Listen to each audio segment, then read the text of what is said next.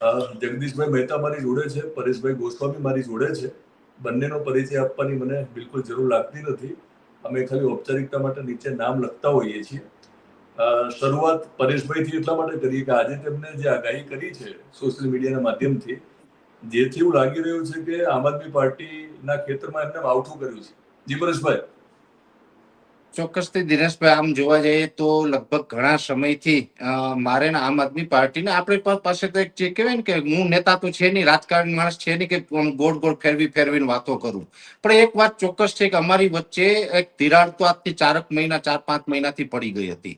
આમ આદમી પાર્ટીમાં આમ તો હું રાજકારણનો માણસ ન હતો, પણ ઈસુદાનભાઈ ગઢવી છે VTVમાં જયારે કામ કરતા હતા ત્યારે હું હવામાનના સમાચાર લઈને એની સાથે બેસતો મહામંથનમાં, ત્યારથી અમે સંપર્કમાં હતા. એટલે એ પણ એક કારણ હતું કે એના હિસાબે હું રાજકારણમાં આવ્યો. પ્રવીણ રામ છે એ પણ મારા જૂના મિત્ર, જે રાજકારણમાં પ્રવીણ રામ ન હતા ત્યારથી અમે મિત્રો. એટલે એને કારણે એક આશા હતી, અપેક્ષા હતી, જેને કારણે કે ભાઈ કંઈક ખેડૂતોનું સારું થશે. અને પહેલી વાત એ હતી કે મેં જે તે સમયે પણ આમ આદમી પાર્ટીને અનેક વખત કીધેલું હતું કે ભાઈ મારે ક્યારેય પણ ભવિષ્યમાં ચૂંટણી લડવાની નથી, કેમ કે હું ચૂંટણી લડવા વાળો માણસ નથી. મારે પાર્ટીમાં કોઈ હોદ્દો નથી જોતો, નથી કોઈ બીજી લાલચ, પણ ખેડૂતોનું સારું થાય એ દિશામાં તમે બધા કામ કરો, અવાજ ઉઠાવો, એટલે આપણે બધા સાથે છે. એટલે આમ આદમી પાર્ટી સાથે હતો, પણ મારું ખેડૂત આંદોલન થયું. અને આ ખેડૂત આંદોલન પછી જે મારી ઉપર આમ આદમી પાર્ટી દ્વારા આરોપ નાખવામાં આવ્યા હતા કે પડીકું લઈ લીધું. અમારે તિરાડ તો આ વાતથી જ પડેલી છે, એમાં બીજો કોઈ મુદ્દો છે નહીં. પડીકું લઈ લીધું, આવા આરોપ નાખ્યા પછી મેં આખું રિસર્ચ કર્યું. રિસર્ચ કર્યા પછી મને ખબર પડી કે આમ આદમી પાર્ટીની આખી ટીમ હતી અને એ ટીમને સ્પેશિયલ મારા માટે બેસાડવામાં આવી હતી. એટલે પછી મેં છેલ્લા 4-5 મહિનાથી આમ તો ઘણા મેં આમ આદમી પાર્ટીની વિરુદ્ધ સ્ટેટમેન્ટ પણ મીડિયામાં આપ્યા છે. અને આમ આદમી પાર્ટીમાં અમુક નેતા સાથે મારે ચર્ચા ચાલતી હતી કે ભાઈ આ વસ્તુનું સોલ્યુશન મારે જોઈએ છે, કે મેં જો કોઈ ખોટું કર્યું હોય તો આ ભારત દેશની અંદર જે પણ સજા થતી હોય એ સજા મને મંજૂર છે. અને એક ખેડૂત તરીકે, હું કોઈ રાજનેતા તરીકે નહીં, દિનેશભાઈ, મેં આમ આદમી પાર્ટીના કેટલાક નેતાઓને ત્યાં સુધી કીધું હતું કે મારું નાર્કો ટેસ્ટ કરાવો. તમારી ટીમ જે કોમેન્ટ કરે એ વાતમાં એક તો કોઈ સત્ય હોય, તમે નાર્કો ટેસ્ટ કરાવો. ત્યાં સુધી કીધું હતું કે ભાઈ હું દ્વારકાધીશને માનું છું, હું દ્વારકાધીશના સોગંદ ખાઈને કહું છું, મારા સંતાનોના સોગંદ ખાઈને કહું છું કે મેં ક્યાંય 5 પૈસા લીધા હોય તો મારા માટે ગાયની માટી સમાન છે. હવે આનાથી વિશેષ મારી પાસે બીજા કોઈ પુરાવા હતા નહીં. જે મારી અંદર લાગણી હતી, ધાર્મિકતા હતી, ધાર્મિકતાને નાતે જે પુરાવા આપી શકતો હતો એ આપ્યા. અને છતાં પણ જો આનું સોલ્યુશન ન કરે ને એના રાજકીય ફાયદા માટે થઈને સતત મને ટોર્ચર કરતા હતા. એટલે મને એમ લાગ્યું કે હવે મારે આમાં રાજકારણમાં આગળ વધવું નથી અને મારે આમ આદમી પાર્ટીથી રાજકીય સંબંધ પૂરા કરવા છે. પરેશભાઈ, તમે રાજકીય ફાયદાની વાત કરી છે અને તમે અત્યારે વોટિંગના આગલા દિવસે જ્યારે આમ આદમી પાર્ટીને નિશાન બનાવીને જ્યારે તમે જાહેરાત કરી રહ્યા છો, તમારી ભાષામાં કહું તો તમે આગાહી કરી રહ્યા છો, તો એમાં રાજકીય નુકસાન તો આમ આદમી પાર્ટીને થશે અને ભાજપને ફાયદો થશે. નહીં, પહેલી વાત છે ફાયદો. અત્યારનો આ ટાઈમિંગ કેમ તમે અત્યારનો પસંદ કર્યો? આ સમય તમે કેમ અત્યારે પસંદ કર્યો? જો સમય આ કોઈ જાણી જોઈને પસંદ કરેલો સમય નથી, પણ હવે એક સેકન્ડ છે ને મારા માટે ભારે થતી જતી હતી. એટલે મેં તો મારા મનનો ભાર ઉતાર્યો છે. ને આમાં એવું નથી કઈ રાતોરાત નિર્ણય લેવાયો છે. મેં આપને કીધું ને 4-5 મહિનાથી તો આમ આદમી પાર્ટીના નેતાઓ સાથે મારી ચર્ચા ચાલતી હતી કે આનું સોલ્યુશન જોઈએ, આનું સોલ્યુશન જોઈએ. પછી અંતે સોલ્યુશન ન આવ્યું એટલે મેં આજે તરત જાહેરાત કરી દીધી કે ભાઈ આપણે હવે રાજકારણમાં નથી. અને મેં એવું નથી કે આમ આદમી પાર્ટીમાં છોડું છું ને એની સાથે સંબંધ પૂરા કરું છું એટલે બીજી કોઈ પાર્ટીમાં જવાનો છે. મેં ચોખવટ સાથે એ પણ વાત કરી છે, પરેશ ગોસ્વામી ભવિષ્યમાં હવે કોઈ પાર્ટીમાં જવાના નથી, કેમ કે રાજકારણ બાબતથી જ હવે નફરત થઈ ગઈ છે. એટલે હવે રાજકારણ બાબતે નહીં. હા, એક ચોક્કસ છે, ખેડૂત છે એ જગતનો તાજ છે. આપણા મારા માટે તો માય બાપ છે ખેડૂત. ખેડૂત માટે જ્યાં પણ જરૂર પડશે ત્યાં હું કામ કરતો રહીશ. બાકી રાજકીય પાર્ટી માટે હવે આપણે ક્યાંય આગળ વધવા માંગતા નથી. જગદીશભાઈ, આમ તો રાજકારણથી પરેશભાઈ પોતાની જાતને અત્યારે અળગા કરી રહ્યા છે. એમને કહ્યું છે કે ભવિષ્યમાં કોઈ પણ પાર્ટીમાં નહીં જાય, પણ ચૂંટણીના આગલા દિવસે જ્યારે એમને એક વિડીયો સોશિયલ મીડિયાના માધ્યમથી ને બાકીની ચેનલના માધ્યમથી આવ્યો છે, તો તમને શું લાગે છે કે પરેશભાઈની આગાહીથી આમ આદમી પાર્ટીના ખેતરમાં માવઠું થવાનું છે અને ભાજપના ખેતરમાં સારો વરસાદ પડવાનો છે? ના ના ના દિનેશ સર, એવું કશું નથી થવાનું. પણ પરેશભાઈ બહુ ઇનોસેન્ટ વ્યક્તિ છે, લાગણીશીલ. એટલે ઈ રાજકીય કટાક્ષો જે છે ને ઈ સહન ન કરી શક્યા અને ભાવાવેશમાં આવીને એને તથાકથિત રીતે કહી દીધું મારે હવે આમાંથી નીકળી જવું છે વગેરે. પણ હું તમને કહું દિનેશભાઈ, આપણી પ્રમાણિકતાને આમ આદમી પાર્ટી યા કોઈ પણ પાર્ટી એનું સર્ટિફિકેટ શું જરૂરી છે મને કયો? જ્યારે કે મન વચન કર્મથી આપણે સાચા છીએ તો જે ફરિયાદ પરેશભાઈ ગોસ્વામી છે એ આમ જુઓ તો હું કરી શકું, કારણ કે મને પણ લોકો ટ્રોલ કરે ત્યારે કરે છે, પડીકું લઈ લીધું ને ડરી ગયા ને ગભરાઈ ગયા ને ફલાણું ને ભાજપના દલાલ થયા ને વગેરે વગેરે, રાઈટ? પણ પેલા આપણને ભલે બોલે છે એ બોલે છે, તમને ખબર છે કે પરેશભાઈ એ જાણે છે કે હવે દરેક પાર્ટીનો પોતાનો એક સોશિયલ વિભાગ છે, આખે આખું ડિપાર્ટમેન્ટ છે સાયબરનું, અને ઈ લોકોને કહી દેવામાં આવે અને બીજા કેટલાય એવા ગ્રુપના મેમ્બર્સ જે પણ હોય છે એને કાયદેસર, જેને આપણે સોપારી આપીએ એમ કોન્ટ્રાક્ટ આપવામાં આવે કે ફલાણા ભાઈને મંડો ટ્રોલ કરવા, એટલે ઈ લોકો એના એકાઉન્ટના લોકોને કહી દે કે આ 15 વિગત છે, મંડો ટ્રોલ કરવા, એટલે બધા ચારેકોરથી એક ધારું ટ્રોલ મંડે થવા. આપણે એને કોમન મેન માની લઈએ છીએ, જે કોમન મેન હોતા નથી. એ લોકો એની જ ગેંગના આમ કયો તો અથવા એના સમર્થક એ લોકો હોય છે. તો આપણને એના સર્ટિફિકેટની, હા, જો ક્યાંય પણ ખૂણા ખાતરે પણ આપણે લેશ માત્ર યા તો પડીકું લીધું યા કોઈ લાગણીશીલ થયા અથવા એની દલાલી કરી અથવા તો કોકને સમજીને જાણી જોઈને વિરોધ કરીએ તો આપણને થોડુંક લાગે કે આપણે ડિફેન્ડ એટલે કે રક્ષણાત્મક તરીકે કંઈક વાપરીએ. પણ બાકી તો દેખો એવું છે ભાઈ, કુછ તો લોગ કહેંગે લોગો કા કામ હે કહેના. આપણે કઈ તમે શું કહેશો જગદીશભાઈ આ વાતો બિલકુલ સટીક. જે સોરી જી, જગદીશભાઈ થોડી વાર પહેલા તમે કીધું ને લોગોનું, એટલે પરેશભાઈ શું કહેવા માંગે છે? એટલે મારું બસ એ જ કહેવાનું છે, જગદીશભાઈ વાત કરી આમ એની રીતે લોજિકલીમાં કઈ ખોટું નથી, પણ હું આમ કહેવાય ને માનસિક રીતે રાજકારણનો માણસ નથી. એ તો જગદીશભાઈ સ્વીકારવું પડશે કે હું રાજકારણની વિચારધારાનો માણસ નથી. બીજા નંબરની અંદર કદાચ ભાજપ વાળા મને ટ્રોલ કરે તો મને કઈ બહુ દુઃખ ન લાગે. એનું કારણ છે કે આજે એક દાયકાથી દિનેશભાઈ હું ભાજપની સામે લડતો આવ્યો છું, તો સ્વાભાવિક મને ટ્રોલ કરે અને મને ગાળો આપે, કેમ કે એની સામે લડું છું. પણ જે મારે ભેગા બેઠા, હું જેના ભેગો બેઠો છું એ જ મને ટ્રોલ કરતા હોય તો મારે ત્યાં બેસવાનો મતલબ શું? એટલા માટે થઈને આ નિર્ણય લેવાયો છે કે જેના ભેગા બેઠા ને એ જયારે આપણી ઉપર આવું કરતા હોય. અને હા, એક વાત ચોક્કસ છે, મેં તો ત્યાં સુધી કીધું જો મારામાં કઈ ફોલ્ટ હોય અને એ લોકો કે છે આજની તારીખે અને ભવિષ્યમાં 20 વર્ષ પછી પણ જો કોઈને ઈચ્છા પડે ને તપાસ કરવી હોય તો છૂટ, મારામાં ક્યારેય કોઈ ક્ષતિ દેખાય, એ લોકોની એ વાત જે છે એમાં 1% સત્ય દેખાય તો પછી મને કોઈ વાંધો નથી. દેશમાં કાયદા કાનૂન છે, કાયદા કાનૂન મુજબ મેં કઈ ખોટું કર્યું હોય મારી ઉપર ગુનો દાખલ કરી અને સજા કરે, એ સજા ભોગવવા હું તૈયાર છે. પણ કહેવાનો મતલબ એ છે કે જયારે હું નિર્દોષ છે, હું મારો સમય આપું છું, સમય નહીં દિનેશભાઈ, પાર્ટીની સાથે જોડાયેલા હોય એટલે ખર્ચાઈ આવે છે, એટલે આર્થિક રીતે પણ હું એના પ્રવાસ કરવા વગેરે બધા આર્થિક રીતે પણ હું ઘસાવું, મારો સમય આપું, મારી એનર્જી વેસ્ટ કરું, મારું કામ ખોટી કરું અને ઉપરથી આ થતું હતું. એટલે પછી મને એમ લાગ્યું કે હવે મારે આ નિર્ણય કરવો જોઈએ, એટલે આપણે આ નિર્ણય કર્યો છે. જગદીશભાઈ, પરેશભાઈએ કહ્યું કે એ માત્ર લાગણીથી આમ આદમી પાર્ટી સાથે જોડાયેલા હતા અને ખિસ્સામાંથી થોડા પૈસા પણ ખર્ચતા હતા પ્રવાસની વાત આવે ત્યારે. પણ આ ભોળા પરેશભાઈને ક્યાંક અંદર ખાને રાજનીતિ ગમવા લાગી હતી, એમને ક્યાંક વિધાનસભા સુધી પહોંચવું હતું ખેડૂતોના ગાડામાં બેસીને. હવે એ તો એને અત્યારે સોગંદ ખાધા એટલે ભૂતકાળનું તો શું કહું, પણ એક વસ્તુ કહું દિનેશભાઈ, મારે પરેશભાઈ ઘરના છે તમારી એટલે સેવા કરવી હોય. પરેશભાઈ ઘરના છે એટલે આપણે આ બધી વાત કરી શકીએ. જ્યારે પડીકા મુદ્દે તો બહુ ક્લિયર છે, બિલકુલ માણસ બિલકુલ. ટેસ્ટ કરાવો તો એ ના ના, કોઈ કાળે એમાં, એટલે એમાં તો કોઈ શંકા હોય જ ના શકે. ના ના, પડીકાની એને બિલકુલ બિલકુલ એમાં તો નથી કોઈ એને શંકા ન હોય. પડીકું લીધું નથી, પણ એની મહેશના જરૂરિયાત, હશે અંદરથી હા, એને રાજનીતિમાં એને જવાની. જરૂરિયાત નથી. એ તો કોઈ શંકા જુઓ નથી. એ વાત આપણે દિનેશભાઈ બિલકુલ કહું, હું ઈ જ કહું છું દિનેશભાઈ કે જી એને પડીકાની જરૂર નથી અને પડીકું બિલકુલ લીધું નથી. પણ તમે જેમ પ્રશ્ન કર્યો તેમ એને પૈસા થોડા ઘણા ખર્ચા, એનો અર્થ જી એમ છે કે કઈક તો એવું હોય કે ભાઈ કમસે કમ એક એક પ્લેટફોર્મ મળે, ભલે ચૂંટણી લડીએ કે ન લડીએ એ પછીની ઘટના છે, પણ એક પ્લેટફોર્મ મળે. નહીતર મને તમે એમ કહો દિનેશભાઈ, હું પણ એમ કહું છું કે ધારો કે અત્યારે હું બોલું છું ફોર એક્ઝામ્પલ, બરાબર, હવે મને એમ છે કે સત્ય બોલવું, પણ સત્ય બોલવા માટે થઈને હું તમને સામેથી ન કહું કે ભાઈ તમે એક કામ કરો, ગમે એમ કે કાંઈ એવું હોય તો પેડ, પણ મારો એક તમે કાર્યક્રમ રાખો, મારે સત્ય બોલવું છે, એવું બધું ન હોય. તમારી ઈચ્છા હોય તો બોલાવો. અત્યારે જેટલી ચેનલ વાળા બોલાવે છે બોલાવીએ છીએ, અને જેટલું બોલાય એટલું તો બોલીએ છીએ. જો દરેકની એક મર્યાદા હોય છે ને.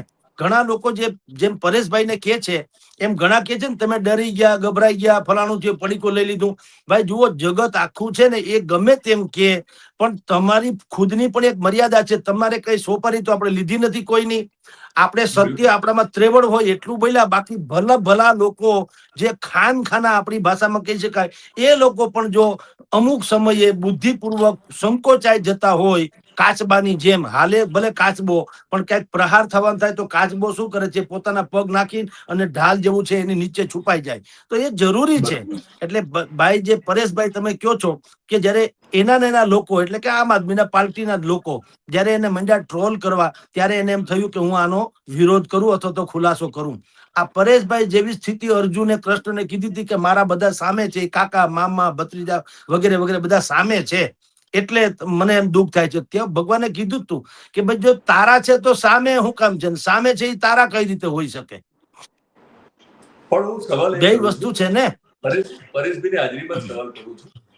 મારો સવાલ એ છે કે પડીકા બાબતે આપણે ક્લેરિટી કરી કે સાતમા પડદે શંકા કોઈને ના હોય પરેશભાઈને લઈને, પણ આપણે ના અલ્ટિમેટલી બિલકુલ. માણસ છીએ જે પેલી એક રાજકીય મહેચ્છાઓમાં ક્યાંક રાજનેતા બનવામાં ખેડૂતના આગાહીકાર અને ખેડૂતના મિત્ર પરેશભાઈ રાજનેતા બનવા નીકળ્યા, એ એમની કેટલી મોટી ભૂલ હતી. ચલો ને, એમને જ કબૂલ્યો છે કે એમની ભૂલ હતી. તમે શું કહો છો તટસ્થ રીતે? બસ મેં પરેશભાઈને પણ ક્યારેક મેં કીધું છે, ઇઝ અનમેચ્યોર્ડ નિર્ણાયક છે, અનમેચ્યોર્ડ. એ પરિપક્વ એટલા નથી હોતા પોતાના પ્રોફેશનલ. કારણ કે એને જે અત્યારે વાત કરી છે, આપણે બેઠા છે ને કહીએ છીએ ને, લાગણીશીલ માણસ છે. અને રીઢા રાજકારણીના એકેય ગુણ એનામાં નથી, રીઢા રાજકારણીના. નહીતર તો એ બુદ્ધિપૂર્વક જીવી શકે. એ માણસ એના છે જ નહીં. પણ હજી હું પરેશભાઈને, હવે તમે વાત છેડી જ છે તો કહી દઉં કે તમે હવામાન પારખો છો તો હવે રાજકીય હવામાન એ પારખતા જાઓ, જેથી કરીને ભવિષ્યમાં તમારી આગાહી રાજકારણમાં જે અત્યારે ખોટી પડી એવી ન પડે. અને બીજું કે ભાઈ તમે અત્યારે જે હવામાન શાસ્ત્રી તરીકે કામ કરો છો, ઈ પણ તમને કહું, ઈ તમારી ગરજ ન હોવી જોઈએ. તો પાછું આમાં એવું થશે, કારણ કે ઈ જ ખેડૂતો છે ને, તમે જેના માટે થઈને બધું 2-4 કલાક રિસર્ચ કરી અને બધું કયો છો, તો તમને કોઈક થેન્કલેસ ઈ પ્રજા હાટું કામ શું કરવાનું? જનતાએ તમને સરાહના, ઈ બધા જ ખેડૂતો જેટલા તમે જુઓ, પરેશભાઈની પોલિટિકલી કેરિયરને વાત કરો તો જ્યાં પણ પરેશભાઈએ હવામાનની આગાહી કરી છે તેના અનેક હજારોની સંખ્યામાં એના ફોલોઅર્સ હોય છે. બધા જ લોકો એને કહે છે કે સાહેબ તમે બહુ સારું કર્યું. તો હું પરેશભાઈને હજી કહું કે એમાં પણ તમે એક માપદંડ રાખજો, જેથી કરીને ભવિષ્યમાં આવું ન થાય. કે ભાઈ મારાથી બને ત્યાં સુધી જેટલી સટીક બટીક આપવાની થાય તેટલી આપવાની કોશિશ કરું છું. હું કઈ રાતી પાય તો લેતો નથી. કાલ સવારે હું કહું માવઠું થાય ન થાય તો ટ્રોલ કરશો તો મારે આ બંધ કરવું પડશે, એમ કહું છું. કારણ કે ગરજ તમારી ન હોવી જોઈએ, એટલે પરેશભાઈની ગરજ ન હોવી જોઈએ. એનામાં જે આવડત છે, કૌશલ છે, ભગવાને દીધી છે, તો એ બાંટતા ફરે, સારી વાત છે. પણ કોઈને હવે જેને હું તમને કહું નડવું જ છે એને શું છે, તો જે આખી ટ્રોલિંગ એજન્સી જે છે, ટ્રોલિંગ ગેંગ જે છે, હવે કાલ સવારે એ ખેડૂતના નામે પરેશભાઈ જયારે પણ માવઠાની વાત કરે દાખલા તરીકે, અને ઓલા લોકો કે માવઠું ન થાય તો કરો, પરેશભાઈને કઈ ખબર પડતી નથી, પરેશભાઈ ખોટું બોલે, પરેશભાઈને ખેડૂતના નેતા થઈ જવું, પરેશભાઈ આમ કરીને મનસે ટ્રોલ કરવા, તો પરેશભાઈને એમ થાય ઓહો આ ખેડૂતોએ પણ મારો હવે વિરોધ શરૂ કર્યો. અને પછી પાછા એને સંન્યાસની ઓલી વાત આવશે. એના કરતા અત્યારે જ કહી દઉં પરેશભાઈને કે તમારે બિલકુલ કહેવાનું, જો ભાઈ મને ઈશ્વરે આ બધી, બરાબર, મને જે ઈશ્વરે આ બધી આવડત આપી છે, ધારો કે હું કહું છું, મારી ઉપર તમને એમ નથી કહેતો તમે દાવ લગાડો, તમે બાજરો વાવો ઘઉં ઉગે ને બાજરો વાવ્યો ન ઉગ્યો ને માવઠું ન થયું તો આ કુદરત છે, મને હુજું એટલું કીધું. એમ જો તમે આમાં તો ફ્રસ્ટ્રેશન નહીં અનુભવો તો ટકી શકશો. બાકી રાજકારણમાં તમે જવાની કોશિશ કરી એટલે તમારે અત્યારે આ સ્થિતિ આવી કે તમારે સત્તાવાર રીતે આમ આદમી પાર્ટીના સદસ્ય નહીં હોવા છતાં રાજીનામું દેવું પડ્યું. જી હવે સત્તાવાર સભ્ય નતા પરેશભાઈ, આમ છતાં તમારે રાજીનામું દેવું પડ્યું. એના માટે પરેશભાઈ અને જગદીશભાઈ આપણને મોટાભાઈ તરીકે ટકોર કરી છે. તમે જયારે સત્યના પ્રયોગ આજે ખુલીને કરી રહ્યા છો, અને આપણે તો બહુ તટસ્થ ચર્ચા કરી છે ત્રણે, સાચું બોલજો, અંદરથી ક્યારેક ઈચ્છા થઈ હતી એમ રાજનીતિમાં આગળ જવાની પરેશભાઈ, જે રીતે ખેડૂત ના, બિલકુલ નહીં, બિલકુલ બિલકુલ નહીં. હવે હું તમને દિનેશભાઈ કહું, મેં ડે 1 થી, એટલે જ્યારે પણ આમ આદમી પાર્ટીએ સાથે સંકળાયું, જોડાયું, ત્યારે પહેલી જ વખતમાં મેં જાહેરાત કરી હતી કે હું આમ આદમી પાર્ટીને કાયમ માટે મદદ કરી. આ ઓન સ્ટેજ વાત કરેલી છે. આ કોઈ છાને ખૂણે કે ચાર દિવારની વચ્ચે 2-5 લોકોની વચ્ચે વાત થયેલી નથી.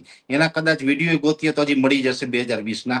ત્યારે જ મેં કીધું હતું કે હું ક્યારેય ચૂંટણી લડવાનો નથી, છતાં પણ આમ આદમી પાર્ટીમાં જોડાઉં છું. કેમ કે ખેડૂતો માટે જે અવાજ ઉઠાવવાની વાત છે અને ખેડૂતોનું ભલું થતું, તો ખેડૂત માટે થઈને હું આ પ્લેટફોર્મ ઉપરથી લડવા તૈયાર છે. જે રીતે પણ લડવું હોય તે રીતે, પણ ક્યાંક ખેડૂતોની વાત છે એ થવી જોઈએ. આ જાહેરાત મારી પહેલા જ દિવસથી હતી, એટલે પહેલા જ દિવસથી નક્કી હતું કે મારું લડવું નથી. વચ્ચે પણ મેં 2-3 વખત જાહેરાત કરેલી હતી. જ્યારે જુનાગઢમાં મારું આંદોલન થયું ત્યારે પણ મેં જાહેરાત કરી. એ પછી પણ 1-2 વખત મેં આની જાહેરાત કરી. અને હજી હું કહું છું કે હજી આવનારા સમયમાં હું તો હવે આવનારા સમયમાં તો કોઈ પાર્ટીમાં જોડાવાનો નથી. એ નિર્ણય પાક્કો છે મારો.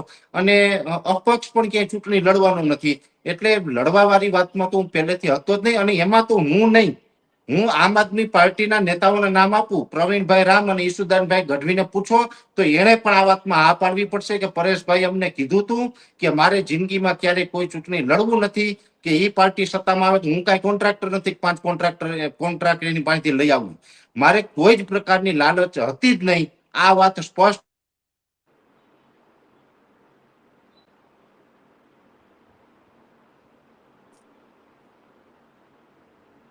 જી પરેશભાઈ, મારો અવાજ આવે છે તમને? જગદીશભાઈ, કદાચ ટેકનિકલ કારણસર પરેશભાઈ નું નેટવર્ક ના, કઈક ટેકનિકલ ઇશ્યુ લાગે. જી જી જી. પરેશભાઈ નો અત્યાર સુધીનો જવાબ તમે સાંભળ્યો છે, તમે શું કહેશો? પછી કનેક્ટ થાય એટલે પાછી અમે વાત આગળ સાંભળી. બિલકુલ, એનું પોલિટિકલી નેટવર્ક થોડુંક અમસ્તું કાચું છે. એટલે જેમ અત્યારે થયું ને એવું થયું. ખેડૂતોના પ્રશ્ન રજૂ કરવા માટે થઈને આમ આદમી પાર્ટીનું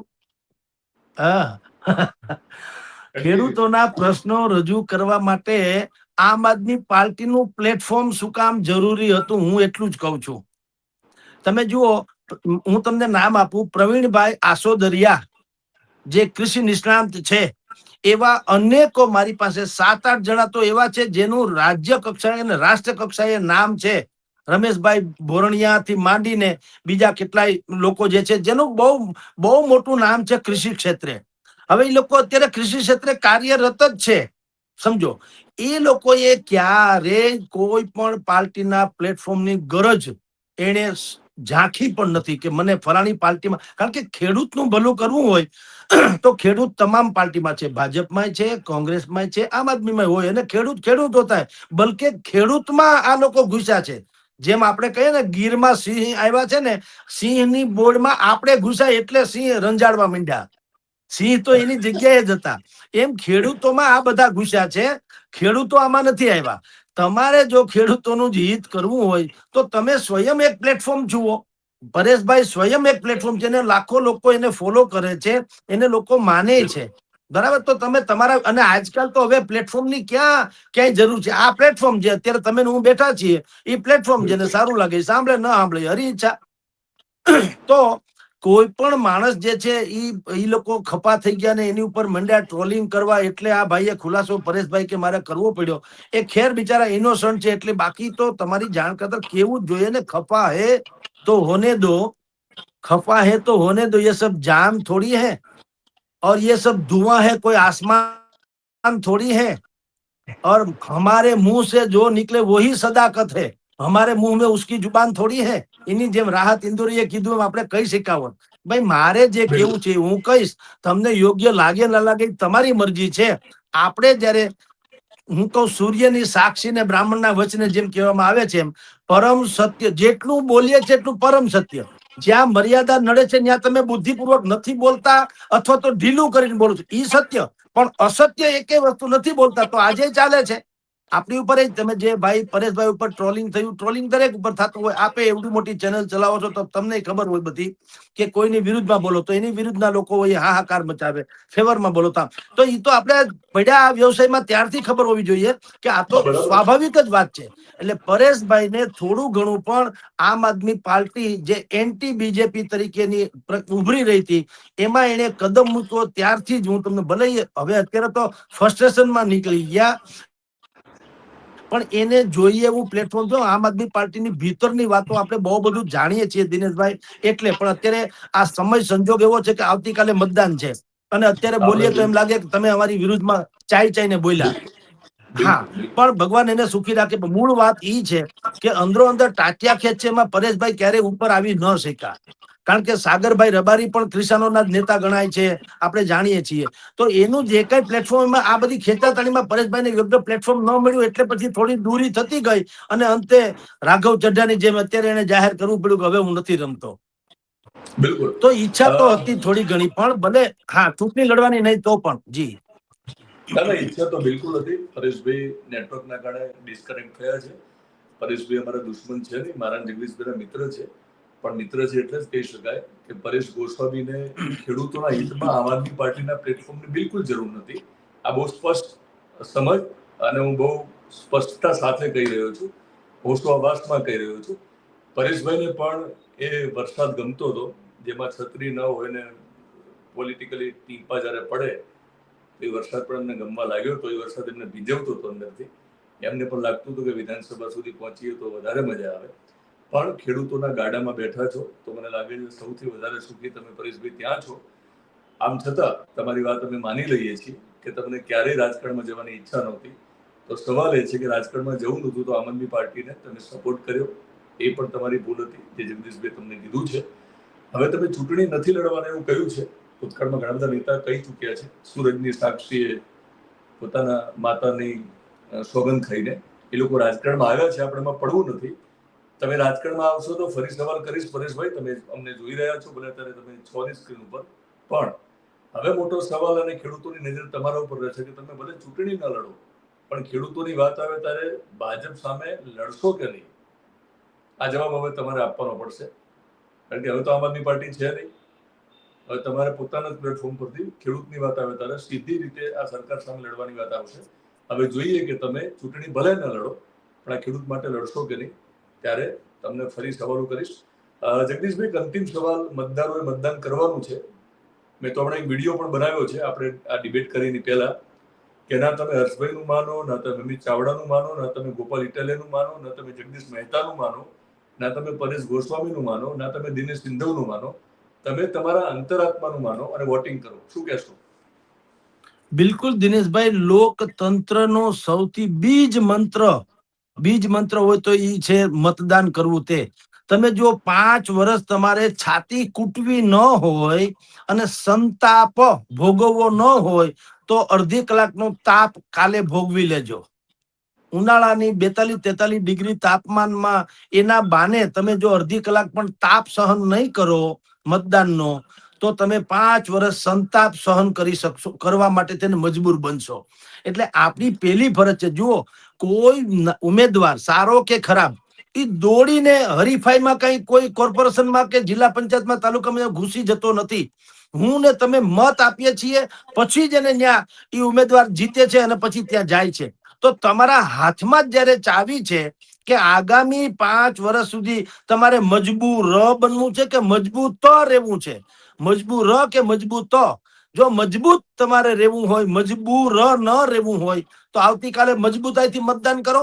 અને હું એમ કહું, શું કામ પેનલ ટુ પેનલ કરવા જોઈએ? 4 જણા ઉભા છે વોર્ડમાં, ચારેયમાંથી 4 પક્ષ, 3 પક્ષ તો મિનિમમ છે જ ને, બીજો અપક્ષ ગણો તો 4 પક્ષ તો છે. બરાબર ભાજપ, છે. કોંગ્રેસ, આમ આદમી અને અપક્ષ, આ 4 તો છે ને. ચારેયમાં સારા હોય ને મત આપો, એમાં શું ફેર પડે? તીખા મીઠા મિક્સ બરાબર. બનાવો ભેળ. તમે જયારે પેનલ ટુ પેનલ ને ફલાણા ટુ ફલાણા ઈ ડખે ચડો છો ને ત્યારે તમારે મુશ્કેલીનો પાર કરવો પડે એમ છે. તમને ખબર જ છે કે બહેતરીન લોકોને ચૂંટીશું તો બહેતરીન શાસન મળીશું. સવાલદાર પ્રજાને જેમ જવાબદાર તંત્ર મળે એવી રીતે સારા ઇન્સાન તમે મોકલશો તો સુશાસન મળે. એ સ્વાભાવિક વાત છે. એટલે કાલે બિલકુલ. ગમે તેટલી ડિગ્રી તાપ હોય બેસુમાર રીતે મતદાન અચૂક કે અચૂક કરવું છે. વેસ્ટ બંગાળમાં આપણે જોયું છે 92% 92-93% પ્રથમ ફેઝમાં મતદાન થયું છે. તો ન્યાની જનતાને તમે જે નક્સલવાદીઓથી પીડિત હતી, બાકી બધા ઘૂસણખોરોથી પીડિત હતી, ત્યાં બાકીના જે પ્રોબ્લેમ હોય તે પણ આવી ધોમ અને ગુજરાત જેવું સમૃદ્ધ તો છે નહીં. આપણે અહીં તો ભગવાનની દયા છે, ખાધે પીધે, ત્યાં તો એવું છે નહીં. તેમ છતાં ન્યાની જનતાએ કચાવીને મતદાન કર્યું. કોના ફેવર કે કોની વિરુદ્ધમાં એ તો 29 કે પછી 4 મેએ ખબર પડશે. પણ આપણી પાસે પણ એવી આવતીકાલે તક છે. બે હિસાબ રીતે બધાએ ઘરેથી પણ એકબીજાએ નીકળી એકબીજાને કાઢીને મતદાન અચૂક કરવું જોઈએ. તમારી જાગૃતિ એટલે મતદાતાની જાગૃતિ છે એ આ જે રીઢા રાજકારણીઓને ઊંઘવા નહીં દે, એની ઊંઘ હરામ કરી દેશે. અને સારા લોકો હશે એના માટે એને એમ થશે કે જનતા સારા લોકોને પણ ચાહે છે, એટલે હવે ભવિષ્યમાં કોઈક સારા માણસો રાજકારણમાં આવવાની કોશિશ કરશે. જી દિનેશભાઈ. બિલકુલ. Thank you sir, thank you very much. તમે જોડાયા અને તમારો મત તમે નમસ્કાર. વ્યક્ત કર્યો છે અને મતદાનની પહેલા તમે તમારો મત વ્યક્ત કર્યો છે. Thank you sir, thank you very much.